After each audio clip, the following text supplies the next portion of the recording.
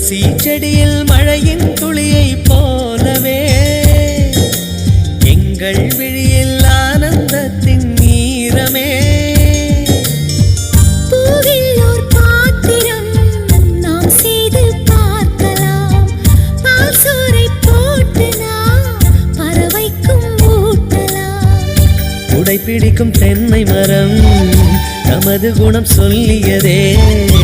நாட்கள் யாவுமே வசந்தங்கள் வீச வாழ்ந்திருப்போம்.